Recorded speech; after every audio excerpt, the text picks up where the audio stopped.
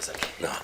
الحاج شكله هيراجع النهارده على الحسابات ويشوف الخزنه، انا عايزك تظبط الدنيا. ايوه بس انت عارف ان الفلوس ناقصه 300,000. اهو ادي 300,000.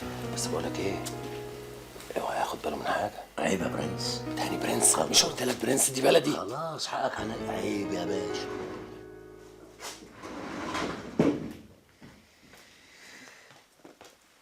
حبيبي همشي انا بقى. ايه ده بدري كده؟ مش عوايدك يعني؟ معلش يا حبيبي تعبانه شويه.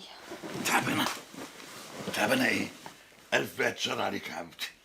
مغص جامد قوي عندي من امبارح ونسيت الدواء في البيت. مش مشكله. طب ما نبعت نجيبه ولا اقول لك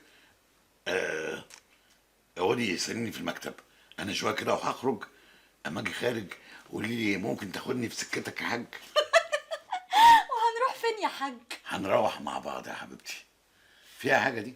الحاج سيد حبيبك عايز يروقك، وبالنوبه نجيب الدواء معانا في السكه.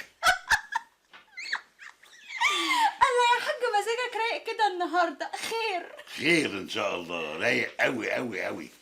انا النهارده اديت الراجل جاد ده حته دين هدر هيطلع من قفاه ان شاء الله. طيب يا حبيبي هستناك بره. ماشي. العنب العنب العنب. اوه